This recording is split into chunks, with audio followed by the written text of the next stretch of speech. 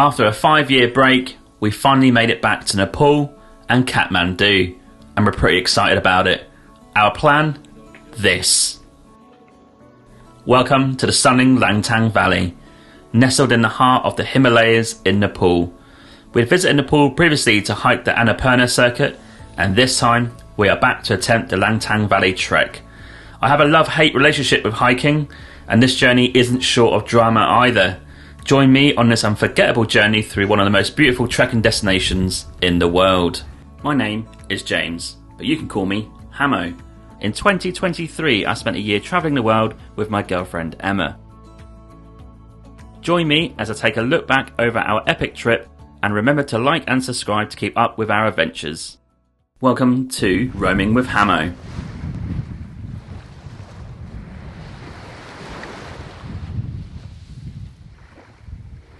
We arrived into Kathmandu a little bit late and were picked up by a guest house host from the airport. Already we can feel the dust and the busy traffic en route, and I've missed it, I must admit. It's great to be back. 5 years later, we're back. Instantly, we're out for a thali near the hotel. The following day, we're out for a stroll in the Thamel area of Kathmandu. This is the central hub for backpackers and travellers to arrange treks, grab their gear, and go for Western coffee. One of my favourite restaurants in the area is a little one called Momo Star. I've been a fan of this place for 5 years. In one of my favourite places in the world, Kathmandu, Nepal, and eating one of my favourite dishes and cuisines in the world, Nepalese cuisine. Today, I've got some momos for lunch, vegetarian steamed, with some chow mein. Get chow mein anywhere in this part of the world. India, Nepal, they love a bit of chow mein, veg chow mein. Glass bottle Coke. Best kind of Coke. Not sure what the sauce is, but it looks great as well. Excited to get in there. Let's do it.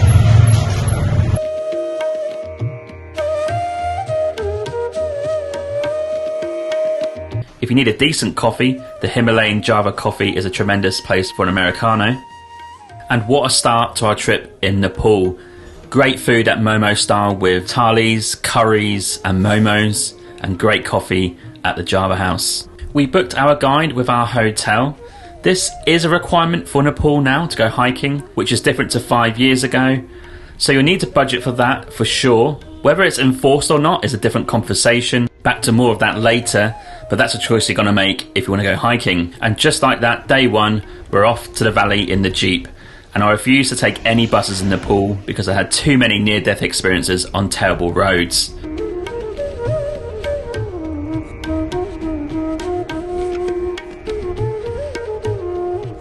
However, we arrived in Syabrubesi, a small town and the starting point of the Langtang Valley trek, and we're staying at the Rising Sun Hotel. Before we set off, let's discuss my kit.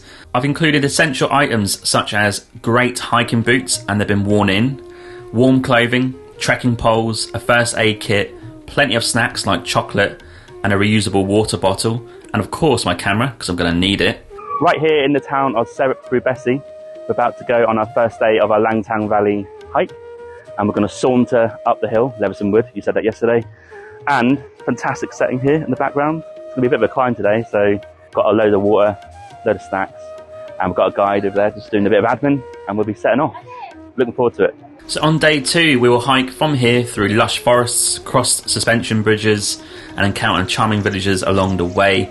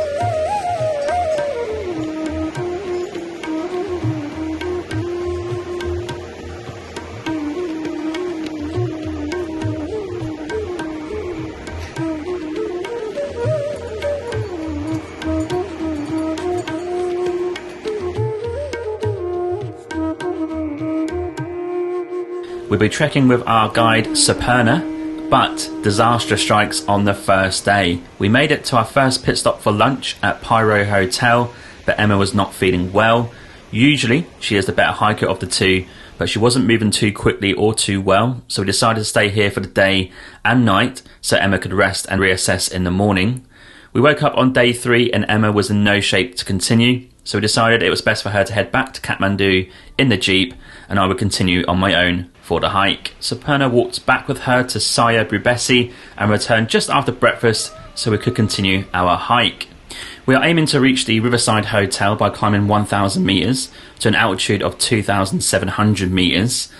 And there's a lack of content for day 3 as this was bloody tough. I did have some sensational Nepalese curry along the way, but that was a hard day's hike. We made it to dusk, but I was completely and utterly knackered. Even though I had my reusable water bottle, I did buy huge water bottles for 300 rupees a go. That is quite expensive for Nepal, and dinner here was 500 to 600 rupees. And the rooms are between 500 and 1,000 rupees. And I had a resting night with the guides and Kentucky Daniel. On the morning of day 4, our aim is to reach Langtang Village, and to kick off the morning there is a suspension bridge and some fantastic views.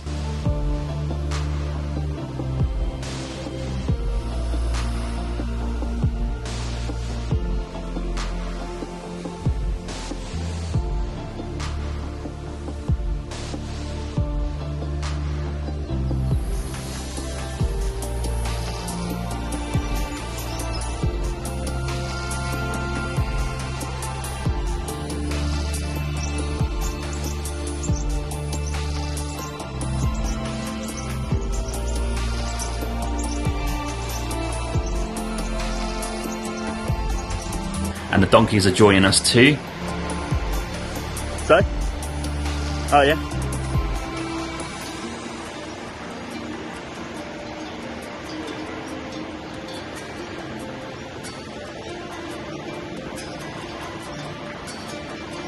The views are starting to get even more epic now as we make our way up the valley. We made it to our lunch stop at Thang Shap, which is 3,205 metres in altitude.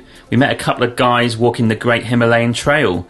They had to trek back to Kathmandu as the pass into China was closed due to weather, and I cannot believe that they wouldn't stay in Langtang or further up, and they'd rather trek back to Kathmandu, stay there, than trek back the same way. Unbelievable. And at this point, my legs are starting to struggle alongside the altitude. My breathing's becoming much heavier and the pace is slowing down. But we made it to Langtang Village. Annapurna explained the landslide from the earthquake a few years ago, and this rubble came down from the mountains above. It absolutely decimated the village and it's absolutely devastating to hear. Heartbreaking. But they rebuilt some houses further up the hill, now the main village.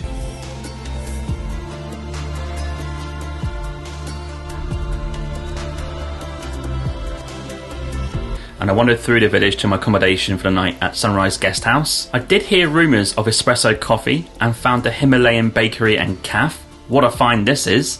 Mipsang is the owner and he talked to me about his family and how devastating the earthquake had been. His great aunt walked in to have some cake. She is nearly 100 but survived by hiding under a desk. And I absolutely loved speaking to Mipsang about his family, his life in Nepal and his future dreams. Great coffee and cake too. What a guy. Day 5 is a rest day with more coffee with Mipsang at the cafe and much more rest.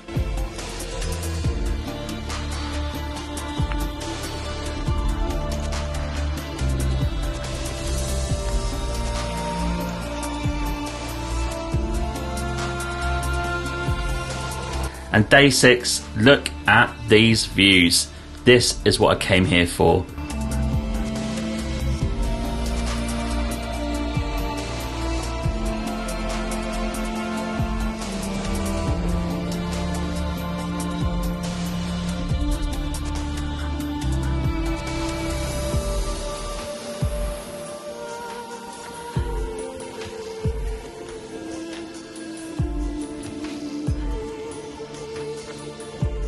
Absolutely breathtaking. I was buzzing to get back out on the hike again and back into the clean, crisp air of the Himalayas.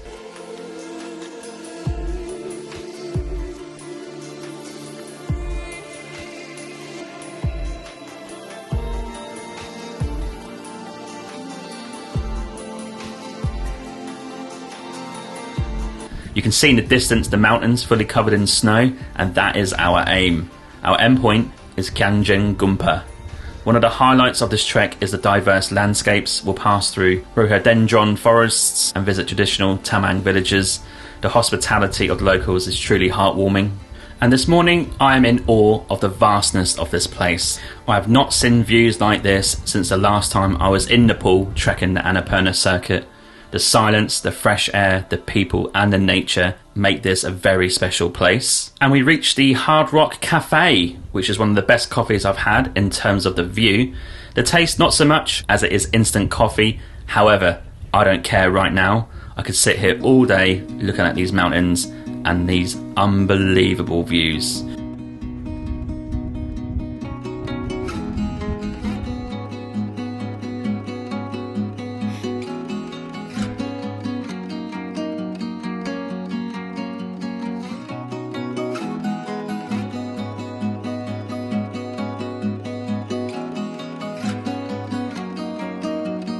We trundled on slowly up the hill with the ever-increasing altitude.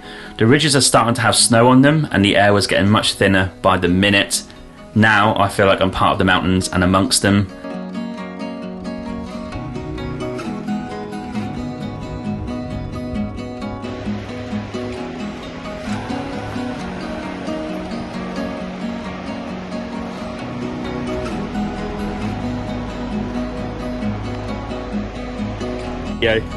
Up a little hill.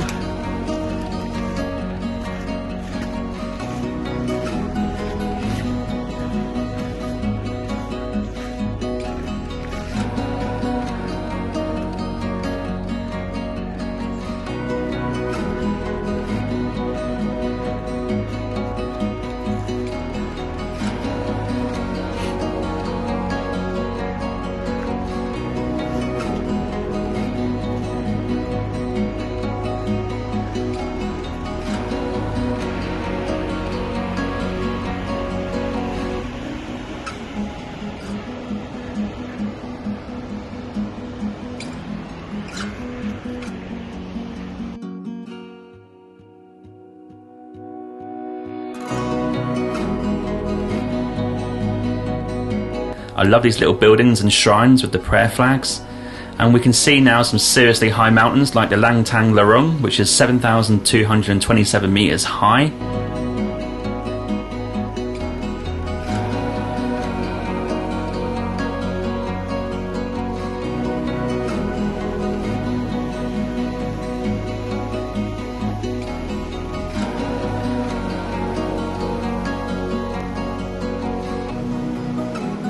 After 3 hours we made it to Kyanjin Gompa. What an achievement for me. I'm not a very good hiker, I tire easily, I moan, I curse, but the end goal is always worth it because the views are sensational.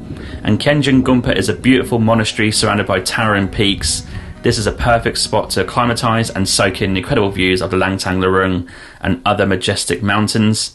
I already love this place, and when we check into our hotel, the Holy Land guest house, this is my reaction to how tired I am. Time for lunch. Suparna and I used the weather to our advantage, so we got some views from the hotel on the rooftop, then made our way down to the valley to get more photos of the area.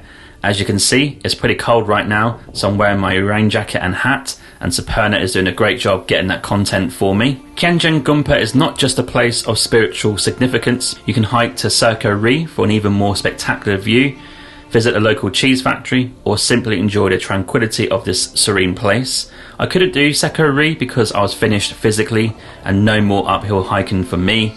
So I bunkered down in the Kyanjin Gompa bakery and cafe for coffee for the rest of the day, and many hikers such as Lawrence and Tor were there, so we chatted and exchanged travel stories. It was a fun afternoon hiding from the rain. The sunrise the next morning was on another level. Look at this.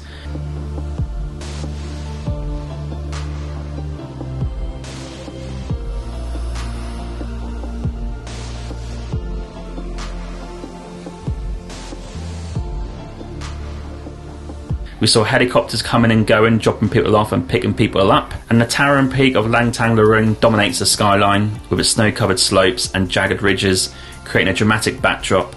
The mountain is often shrouded in a veil of clouds, adding to its mystique. And from Kyanjin Gompa, you can see several glaciers cascading down the mountainsides. These ice falls glisten in the sunlight, and you might even hear the distant rumble of ice shifting. Kyanjin offers a panoramic view of the Langtang Valley. You can see an incredible 360-degree view of snow-capped peaks, deep valleys and distant ridgelines from the summit. The climb is challenging but immensely rewarding. And another popular day hike from Kyanjin Gompa is Sekori, as I mentioned before, and you can see the Shishampagma mountain, which is 8,027 metres high in Tibet, and also some vast rugged landscapes stretching out below. Kyanjin Gompa itself is a picturesque village with traditional stone houses and prayer flags fluttering in the wind. The monastery with its colourful prayer wheels and ancient stupas adds a spiritual and cultural dimension to the natural beauty. And we are now on day 7, and the name of the game for today is getting as far as we can, and we made it to Lama Hotel, which was 7 hours of hiking. I am the opposite going downhill, and I can get a real shift on.